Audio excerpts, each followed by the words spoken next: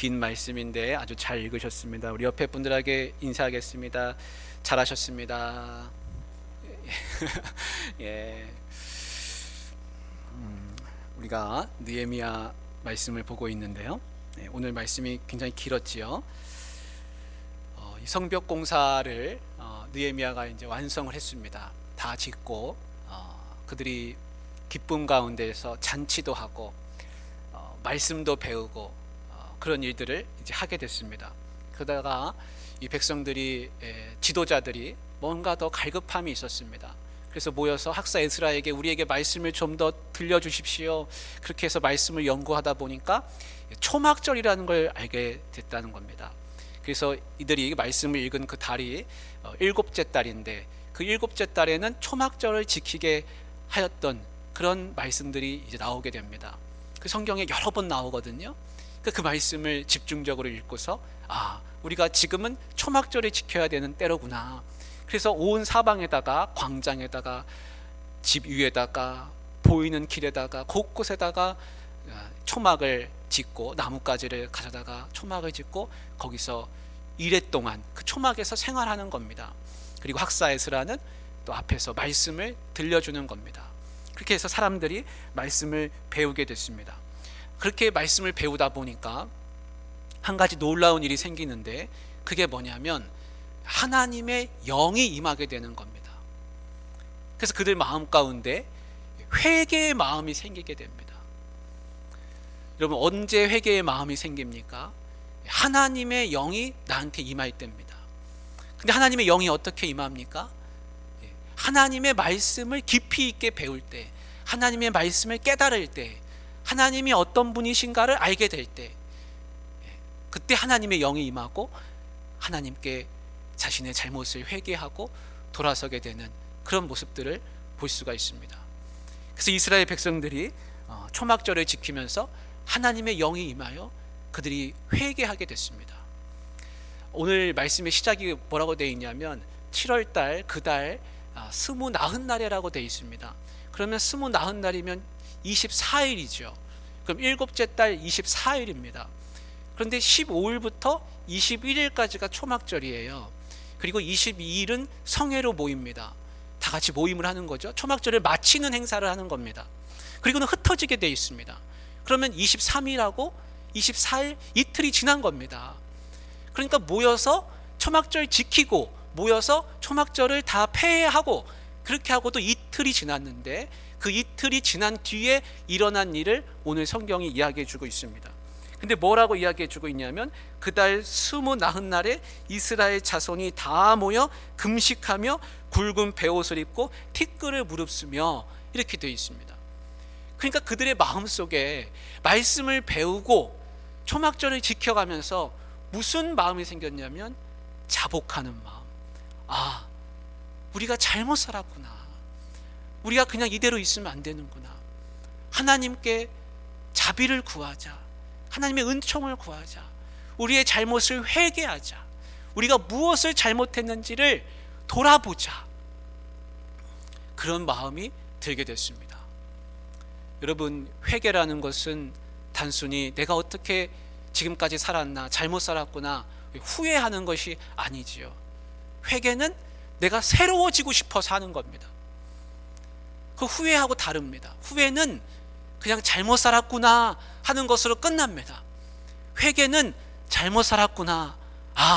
그러니 하나님이 나한테 어떻게 살라고 하시는구나. 이제는 다르게 살아야겠다.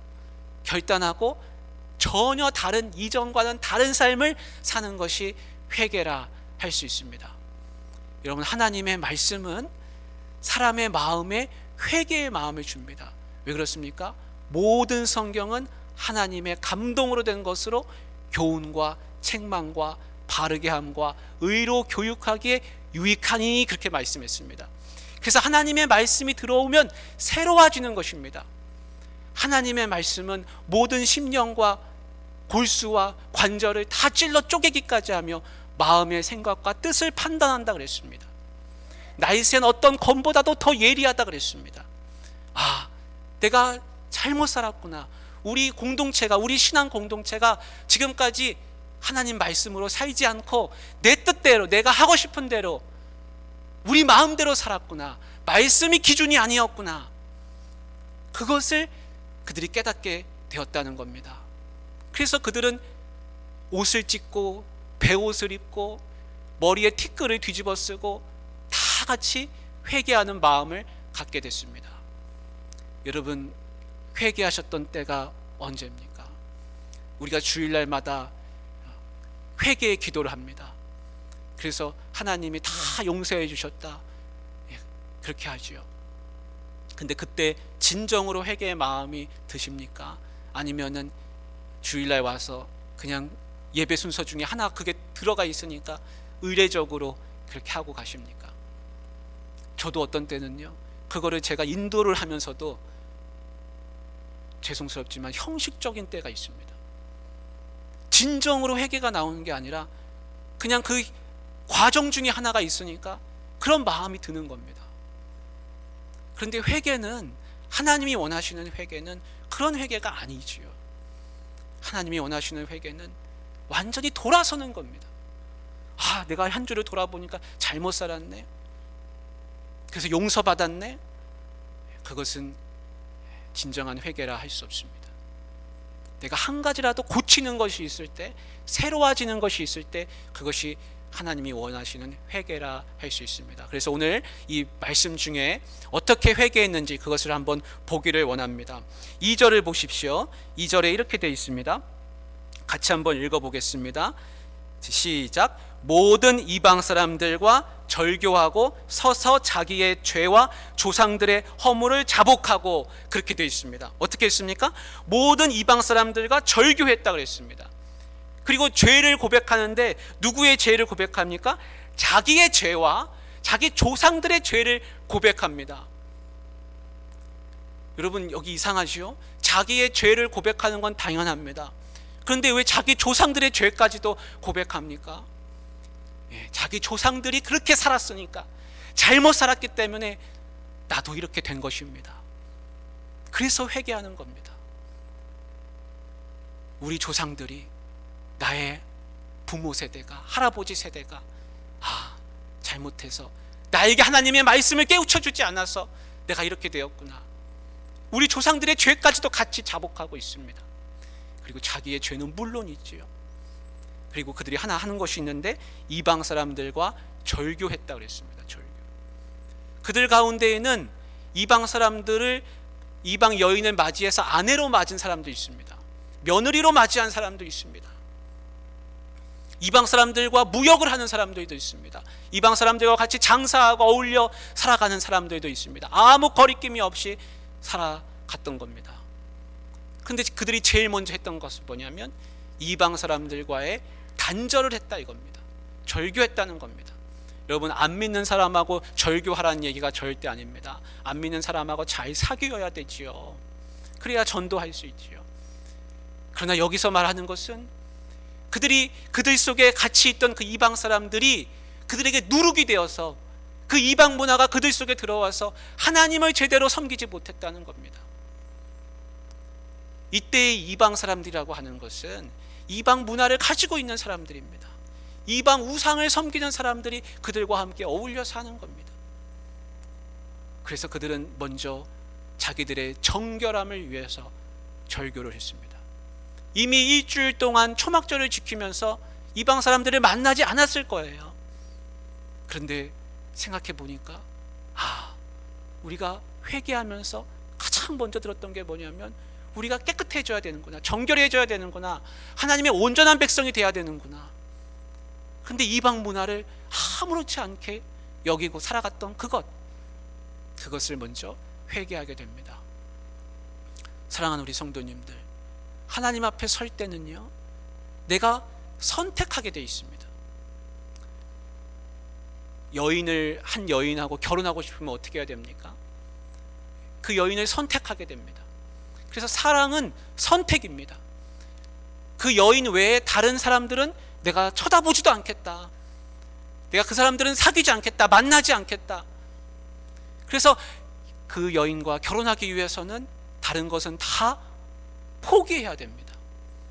그래서 하나님을 사랑한다고 하는 것은 다른 것은 사랑하지 않겠다고 결심하는 것과 똑같습니다. 나는 하나님도 사랑하고 다른 것도 사랑하리라. 예수님은 우리가 그렇게 할 수 없다고 가르쳐 주셨습니다. 그래서 이 이스라엘 백성들은 하나님을 사랑하는 마음이 불붙는 듯이 붙어서 다른 이방 모든 것들을 절교하게 됩니다. 여러분, 내 마음속에 하나님 외에 내가 사랑하는 것이 있다면 그것을 끊어내실 수 있기를 바랍니다. 그것은 내가 하나님을 섬기는 데 있어서 걸림돌이 되는 것이라 할 수 있습니다. 근데 그 이방 사람들이 그들에게는 걸림돌이 됐다는 겁니다. 그래서 그걸 가장 먼저 끊어내는 겁니다. 하나님이 출애굽 백성을 출애굽시킬 때 왜 출애굽을 시켰습니까? 그 애굽 땅에서 그냥 그 고센 땅에서 예배하면 될 것을 왜 굳이 광야로 데려가십니까? 끊어내야 하는 겁니다. 애굽이라고 하는 것을, 그 애굽이라고 하는 문화, 애굽에 발 담궜던 그 모든 것, 애굽에 젖어 있는 이 정신, 그걸 다 끊어내야 되는 겁니다. 그래서 온전하게 끊기 위해서 광야로 먼저 데려가십니다. 마찬가지입니다. 우리가 하나님 앞에서 바르게 서려면요, 내 머릿속에 있는 세상에 젖어 있는, 내가 생각하고 있는, 의지하고 있는 그 다른 무엇을 끊어내지 않으면 자꾸만 하나님과 세상 사이에서 왔다 갔다 하는 그런 신앙인이 되어버리고 마는 것입니다. 이스라엘 백성들은 끊어냈습니다. 그래서 가장 먼저 한 것이 이방 사람들과 단절한 것입니다. 이스라엘 백성들이 이제 출애굽하고 나서 그런 일들을 하게 됐고, 하나님은 그 이스라엘 백성들을 광야에서 지내게 하시는데 온전히 하나님만 바라보게 하십니다. 그래서 우리가 아침에 새벽에 출애굽 말씀을 보고 있는데 모든 먹는 것과 마시는 것을 하나님을 통해서만 얻게 하십니다. 그래서 가다 보니까 쓴물도 나오고, 가다 보니까 배고픔을 당하기도 하고, 가다 보니까 물이 없어서 원망하기도 합니다. 그때마다 공급해 주시는 분은 오직 하나님 한 분밖에 없었습니다. 그래서 광야에서는 하나님만 바라보게 하십니다. 그래서 이 땅에서 살아가는 그리스도인은 그 광야에서의 마음, 광야에서의 생활에서의 그것이 하나님의 은혜가 무엇인지를 경험하지 않으면 하나님 은혜를 구하지 않고 세상에서 다른 것을 구하게 되는 겁니다. 그래서 광야에서 출애굽한 백성들이 하나님으로부터 은혜를 받는 것을 배웁니다. 모든 필요는 하나님이 다 공급해 주시는 거였습니다. 사랑하는 우리 성도님들, 그런 은혜를 경험하실 수 있기를 바랍니다. 그리고 나 4분의 1은 하나님 앞에서 그들이 하나님의 말씀을 경청하고 또 나 4분의 1은 자복하고 이런 것을 했다 그럽니다. 말씀을 듣고 자복하고, 말씀을 듣고 자복하고, 그것을 반복했습니다. 또 레위인들은 앞에 나아가서 하나님 앞에 통곡하고 기도하고 하나님을 경배하고, 그런 회개의 자리가 그들 앞에서 펼쳐지게 되었습니다. 6절부터 한번 우리가 말씀을 보려고 하는데요, 그들이 이제 자복할 때 무엇을 자복하는지 한번 보십시오. 회개할 때 어떤 회개를 합니까? 6절부터 15절까지는 하나님께서 어떤 은혜를 베푸셨는지를 그들이 생각하게 됩니다. 그래서 6절에 보면 하나님은 누구신가? 하나님은 어떤 분이신가? 창조주 하나님이시다 라는 것을 기억하게 됩니다. 주권자 하나님, 이 세상 모든 사람들이, 모든 이방인들이 신이라고 부르고 경배했던 그 모든 것이 하나님 앞에서는 피조물에 지나지 않는다는 것을 고백하게 됩니다. 하나님만이 유일한 신이십니다. 하나님만이 창조자십니다. 하나님만이 주권자이십니다. 하나님이 모든 것을 만드셨습니다. 그것을 고백합니다. 그리고 나서 아브라함을 택하셔서 어떻게 이 백성을 만드셨는지 그것을 또 이야기하게 됩니다. 7절에 그것이 나오고 있죠. 9절에서 무엇이 나옵니까? 애굽에서 건져내신 하나님, 우리를 구원하신 하나님, 그것을 고백하게 됩니다. 낮에는 구름 기둥으로, 밤에는 불 기둥으로 하나님이 인도하셨다. 그것을 기억하게 되는 겁니다. 13절에는 어떤 말씀이 나오고 있습니까? 시내산에서 계명을 주신 하나님, 시내산에서 말씀을 주시고 율법을 주시고 우리에게 무엇을 해야 하는지를 가르쳐 주신 하나님, 그것을 고백하고 있습니다. 그래서 6절부터 15절까지 나오는 것은 하나님이 무슨 은혜를 베푸셨는지를 그들이 다시 한번 떠올리는 것입니다. 그리고 16절부터 18절까지 나오는 것은 그들의 불순종이 무엇이었는지, 앞에가 은혜의 역사였다면 16절부터 나오는 것은 불순종의 역사에 대해서 이야기해 주고 있습니다. 우리가 16절 한번 보겠습니다. 16절 한번 같이 읽어볼까요? 자, 같이 시작. 그들과 우리 조상들이 교만하고 목을 굳게 하여 주의 명령을 듣지 아니하고 거역하며 주께서 그들 가운데서 행하신 기사를 기억하지 아니하고 목을 굳게 하며 패역하여 스스로 한 우두머리를 세우고 종되었던 땅으로 돌아가고자 하였나이다. 그러나 주께서는 용서하시는 하나님이시라 은혜로우시며 긍휼히 여기시며 더디 노하시며 인자가 풍부하심으로 그들을 버리지 아니하셨나이다. 무슨 말씀입니까? 광야에서 출애굽한 백성들을 그렇게 은혜를 주셔서, 앞에 은혜를 많이 주셨습니다. 은혜의 역사를 이야기했습니다. 그렇게 은혜를 주셔가지고 인도에 내었더니 그들이 정작 광야를 통과해서 가나안 땅으로 돌아갈 때는 그 가나안 땅을 정탐한 적이 있습니다. 근데 정탐한 뒤에 무슨 일이 벌어졌습니까? 결과는 그랬습니다. 우리는 저기 못 들어간다. 여분네 아들 갈렙과 눈의 아들 여호수아 외에는 10명의 정탐꾼은 우리 저기 못 들어가리라. 저기 들어갔다가는 우린 다 죽으리라. 왜 여호와라는 신은 우리를 저 땅에 들어가서 죽게 하려고 하느냐? 차라리 우리가 애굽에서 편히 살다가 죽었으면 그게 더 좋았을 뻔했는데 우리를 저 가나안 땅에 들어가서 죽게 하려고 우리를 인도에 내었구나. 그러자 눈의 아들 여호수아와 여분네 아들 갈렙이 옷을 찢고서 통곡하면서 너희는 그렇게 말하지 말아라. 하나님이 우리를 저기에 들여보낼 것이다. 우리를 기뻐하시면 저 땅을 우리가 차지하게 하리라. 여러분, 그렇게 했더니 그 백성들이 어떻게 했는 줄 아십니까? 민수기 말씀에 보면 돌로 모세와 아론과 여호수아와 갈렙을 돌로 쳐 죽이려고 했다고 나옵니다. 그래서 하나님이 나타나셔서 하시는 말씀이 내가 이 백성을 언제까지 참겠느냐.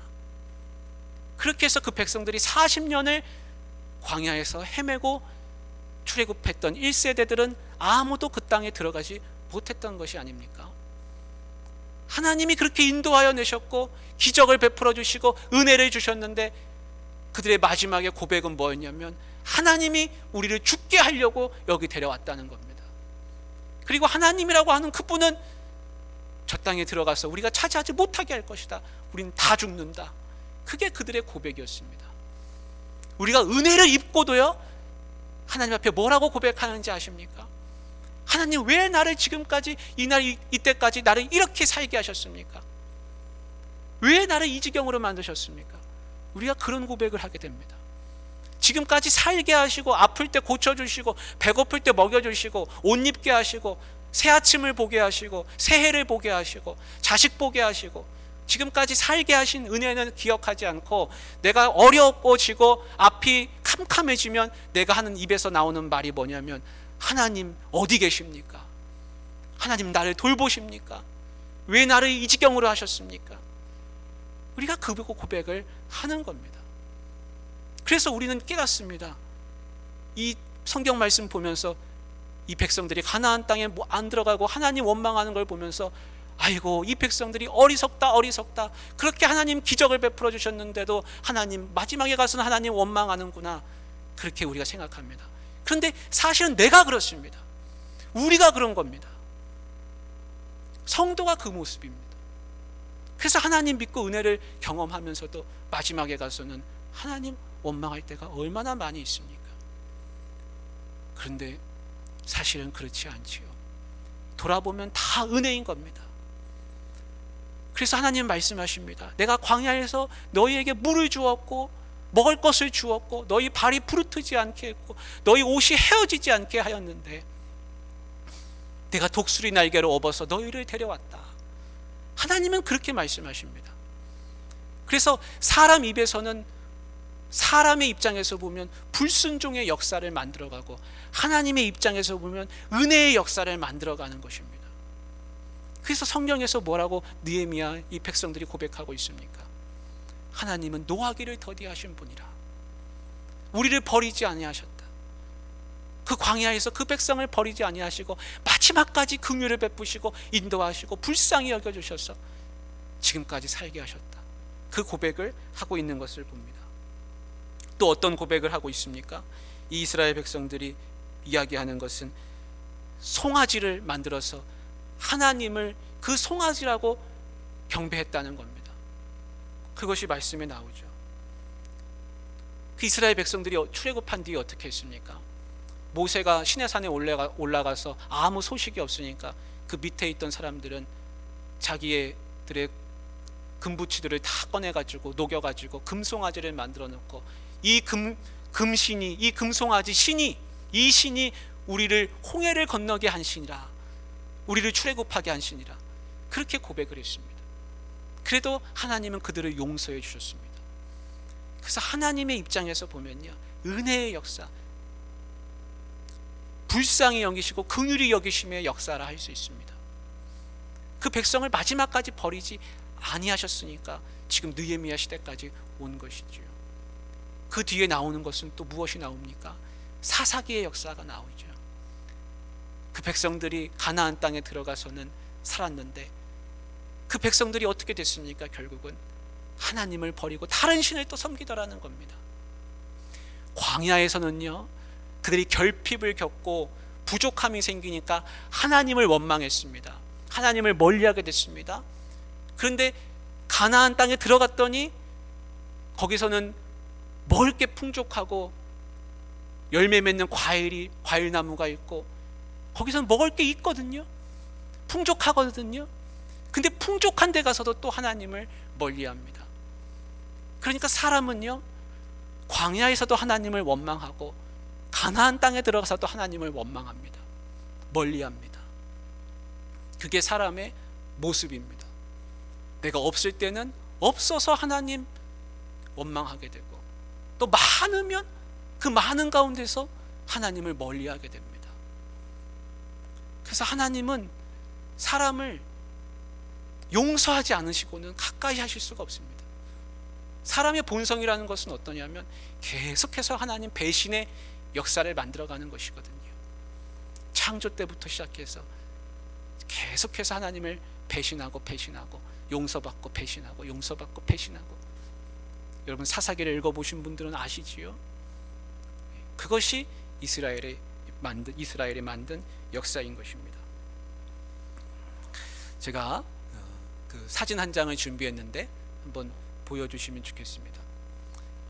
17세기 네덜란드 화가 렘브란트라고 하는 그런 화가가 있는데 성경의 주제를 많이 따서 그림을 많이 그렸습니다. 근데 탕자의 귀환이라는 그림이 있습니다. 보신 분들도 있으실 겁니다. 그래서 탕자가 나중에는 이제 아버지 곁으로 다시 돌아오지 않습니까? 거지꼴이 돼가지고 초라한 인생이 돼가지고 병들고 고생을 하도 많이 해서 못 먹고 저렇게 돼버렸습니다. 그래가지고 돌아왔습니다. 근데 저 아버지가 그 아들을 그냥 품에 얼마나 그렇게 안아주고 계십니까? 그 안았습니다. 근데 저 그림을 그 헨리 나우웬이라고 그런 영성가가 있죠. 유명하신 분인데 헨리 나우웬이 저 그림을 보면서 저걸 묵상했습니다. 근데 그분은 뭘 묵상했냐면 그 아버지의 손을 묵상했습니다. 그래서 아버지의 손을 보면은 아버지의 왼손은 우리가 보기에는 오른쪽이지만 아버지의 입장에서 보면 아버지의 왼손은 아주 투박한 손이라는 겁니다. 그리고 그 손은 아주 고된 그런 손입니다. 근데 오른손은요, 어떤 손이냐면 아주 곱상한 손입니다. 그래서 저걸 좀 클로즈업하면 저런 모양입니다. 그래서 아버지의 왼손은 힘줄도 나와 있고요, 투박합니다. 그래서 아버지의 손. 근데 오른손은 어떤 손이냐면 꼭 여자 손처럼 생겼습니다. 그래서 어머니의 손이라 그분은 그렇게 저거를 이해를 하시고 묵상을 하면서 하나님은 어떤 분이시냐? 하나님은 아버지의 사랑, 어머니의 그 인자함, 인내하심, 그걸 다 가지고 기다리고 계시다는 겁니다. 그걸로 용서하신다는 겁니다. 그래서 아버지의 품, 어머니의 품, 그걸 다 우리에게 베풀어 주시는 분이 하나님이시라는 겁니다. 그 이스라엘 백성들은 어떻게 했습니까? 오늘 우리가 긴 말씀을 읽었는데 자기들이 어떻게 하나님 앞에서 용서받았는지, 얼마나 하나님 앞에서 긍휼히 여김을 받지 않고는 안 되었는지, 버림받을 수밖에 없는 사람들, 계속해서 그들의 역사가 배신의 역사, 하나님을 떠나가는 역사, 저 탕자의 역사였다는 겁니다. 근데 그때마다 한 번도 하나님은 저 탕자를 내친 적이 없다는 겁니다. 이스라엘 백성들이 돌아오면 돌아올 때마다 품어주시고 안아주시고 계속해서 사랑으로 품어주셨다, 그것을 고백하고 있습니다. 그래서 31절에 오늘 마지막 말씀이 그겁니다. 31절을 같이 한번 읽어보겠습니다. 같이 시작. 주의 크신 긍휼로 그들을 아주 멸하지 아니하시며 버리지도 아니하셨사오니 주는 은혜로우시고 불쌍히 여기시는 하나님이시니다. 아멘. 하나님은 그런 분입니다. 그래서 우리가요 부족하지요. 하나님 무엇을 원하시는지 우리가 왜 모릅니까? 우리 원하는지 하나님 뭐 원하시는지 알고 있습니다. 근데 참 신기한 것은 그런데도 죄를 짓습니다. 그런데도 하나님 원치 않는 말을 내뱉고 원치 않는 행동을 하고 원치 않는 마음가짐, 생각, 그렇게 살아갑니다. 그런데 사람이 그래도 하나님 앞에서 용서받을 수 있는 건 뭐냐면 바로 하나님은 나를 불쌍히 여기시는 분이라는 겁니다. 왜 그렇습니까? 나와 아버지 사이는 자녀기 때문에, 내가 자녀기 때문에 그렇습니다. 하나님은 내 아버지시기 때문에 그렇습니다.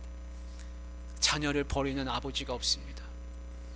그래서 사도 바울이 뭐라고 고백했습니까? 제가 읽어드릴게요. 내가 확신하노니 사망이나 생명이나 천사들이나 권세자들이나 현재일이나 장래일이나 능력이나 높음이나 깊음이나 다른 어떤 피조물이라도 우리를 우리 주 그리스도 예수 안에 있는 하나님의 사랑에서 끊을 수 없으리라. 그렇게 해서 이야기했습니다. 하나님의 사랑에서 우리는 끊어지지 않습니다. 이 느헤미야와 백성들이 그것을 고백하는 겁니다. 사랑하는 우리 귀한 성도님들, 우린 연약하고 부족하고 긍휼히 여김을 받아야 하는 그런 사람입니다. 그러나 우리가 주님 앞에서 감사하고 기쁜 것은 무엇이냐면 그 하나님이 내 아버지시고 어떤 경우가 있어도 무슨 일이 있어도 그 하나님의 사랑에서 내가 끊어지지 않고 나를 내치지 않으시고 나를 받아주시는 하나님이시라는 겁니다. 여러분, 그 하나님을 늘 내 아버지라 고백하실 수 있기를 주님의 이름으로 축복합니다. 같이 우리 기도하면 좋겠습니다. 우리 기도하실 때 하나님, 내가 주님 안에서 늘 살게 하시고 은혜로우시며 불쌍히 여기시는 그 하나님을 내가 만나게 하여 주옵소서. 하나님, 내가 때로는 죄짓고 때로는 형식적인 회개를 하고 때로는 주님 곁을 자꾸만 떠나갔고 내 행실이, 내 말, 내 입에서 나오는 말이 주님 보시기에 부족하지만 하나님 나를 품어주시고 나를 긍휼히 여겨달라고 여러분 기도하시면 좋겠습니다. 이 아프신 분들 위해서 기도해 주시고 또 주변에 힘들어하고 있는 분들, 마음 아파하는 분들, 그런 이웃들, 내 가족들, 자녀들 위해서 같이 좀 기도하시고 우리 교회를 위해서 기도해 주시고요. 코로나가 많이 확산되고 있는데 우리나라의 이 백성을 위해서 기도해 주시고 우리 일터를 위해서 기도하면 좋겠습니다. 나라와 열방을 위해서 기도합니다. 우리 같이 주여 삼창하고 기도하도록 하겠습니다. 주여, 주여, 주여. 하나님 아버지, 주님의 은혜를 경험하기를 원합니다. 하나님 아버지, 내가 늘 주님 앞에서 죄를 짓고 넘어지고 하나님, 내가 그렇게 하더라도 내가 돌아설 때마다 하나님 나를 품어주시니 감사를 드립니다. 내가 주님 안에서 살게 하시니 감사합니다. 주님의 그 긍휼하심과 인자하심과 자비하심으로 나를 불쌍히 여겨주시고 나를 아버지의 품으로, 어머니의 품으로 품어주시니 주님 감사를 드립니다. 돌아온 탕자가 아버지의 품에 안긴 것처럼 주님, 나를 품어주시고 그 은혜가 한량없게 그지없으나 고백합니다. 주여 감사를 드립니다. 주님, 우리 귀한 성도들 가운데 몸이 아파 힘들어하는 분들이 있습니다. 주님, 어루만져 주시고 고쳐주시옵소서. 눈이 잘 보여지게 하여 주시옵소서. 하나님, 머리가 맑게 하여 주시옵소서. 팔다리를 지켜주시옵소서. 잘 걷게 해주시옵소서. 관절이 아프지 않게 하여 주옵소서. 무릎이 아프지 않게 하여 주시옵소서. 뛰어도 걸어도 움직여도 아프지 않게 하시고, 자리에서 일어나도 아프지 않게 하여 주시고, 하나님, 내가 걷고 뛰는데 이상이 없게 하여 주옵소서. 우리 성도들 만성질환에 시달리는 분도 있습니다. 약을 먹으며 하나님 고쳐짐을, 낫게 하심을 하나님 간구하는 분도 있습니다. 하나님, 우리 귀한 성도들 불쌍히 여겨주시고 어루만져 주시옵소서. 고쳐주시길 원합니다. 낫게 해주시길 원합니다. 질병으로부터 노임받게 하여 주시길 원합니다. 하나님, 가정의 형편을 살펴주시고 경제적으로 어렵지 않게 하여 주시옵소서. 궁핍함에 처하지 않게 하여 주시옵소서. 하늘의 만나를, 하늘의 양식을 하나님 피같이 내려주시길 원합니다. 포도주 틀에 포도즙이 마르지 않기를 원합니다. 하나님께서 채워주시옵소서. 일터에 복을 더하여 주시옵소서. 하나님, 부족함이 없도록 은혜를 더하여 주시옵소서. 하나님 주시는 복으로 살게 하여 주시옵소서. 세상에 기대지 않아도 하나님이 다 채워주심을 믿고 살게 하여 주옵소서. 가정을 평안케 하여 주시옵소서. 어린 자녀들 지혜 있게 하시고 잘 자라게 하여 주옵소서. 주의 말씀을 어린 때부터 깨달아 알 수 있는 지혜를, 머리를 더하여 주시옵소서. 하나님, 세상 지식도 다 배워 깨우칠 수 있게 하여 주옵소서. 어디를 가든지 하나님께 귀한 쓰게 쓰임받는 도구 되게 하여 주시옵소서. 하나님, 영광 올려드리는 삶을 살게 하여 주옵소서. 하나님 아버지, 이 나라 이 백성 불쌍히 여겨주시고 나라가 혼란 속에 빠지지 않도록 질서 있게 하여 주시고 모든 것이 하나님 평온하게 지켜 돌보아 주시고 저 북한 땅도 하나님 돌보아 주시고 하나님 이 땅에 전쟁의 그림자가 없게 하여 주시고 평안한 나라가 되게 하여 주시고 코로나도 더 이상 확산되지 않게 하시고 교회들마다 예배를 잘 드리고 모임을 잘 가질 수 있도록 주여 돌보아 주시옵소서. 하나님, 어려운 교회들이 없게 하나님께서 평안을 더해 주시고 주의 백성들을 불러 모아주시고 예배하는 사람들이 더 많아지게 하시고 주의 제자들이 일어나게 하여 주시옵소서. 곳곳에서 주님의 이름을 높여드리며 찬양하고 주의 말씀이 곳곳에 울려 퍼지게 해주시고 하나님의 백성들로 이 나라를 채워주시기를 원하옵나이다. 온 세계 열방을 다스려 주시고 전쟁이 그치게 하여 주옵시고 평안을 더하여 주시옵소서. 하나님께서 이 땅, 이 백성, 온 세계 열방을 다스려 주옵소서. 하나님 아버지, 느헤미야 시대의 백성들처럼 우리도 하나님의 은혜의 역사를 고백하게 해주시고 나의 불순종함을 주님 내가 깨달아 알게 해주시며 하나님이 나를 어떻게 대하셨고 내가 얼마나 하나님 앞에서 긍휼히 여김을 받았으며 나에게 주님 노하기를 더디하셨으며 하나님의 긍휼하심이 얼마나 큰지, 하나님의 은혜가 나에게 얼마나 큰지, 그 사랑이 어떤 사랑인지를 내가 깨달아 알았을 때 주님 도와주시옵소서. 하나님 아버지, 우리 귀한 성도들 아프지 않게 하시고 강건하게 하시고 가정의 필요를 다 채워주시고 어린 자녀에서부터 노년에 이르기까지 한 영혼 주님 동행하시며 보살펴 주옵소서. 선한 목자장이신 우리 주 예수 그리스도의 은혜와 하나님의 크신 사랑하심과 성령님의 감화 감동 위로 역사 함께 하심이 주님께 예배하며 주님 앞에서 자신의 죄를 깨닫고 자복하기를 원하는 사랑하는 우리 귀한 성도들 그 가정 위에 일터 위에 이 나라와 이 민족 위에 영원토록 함께 하시기를 간절히 축원하옵나이다. 아멘.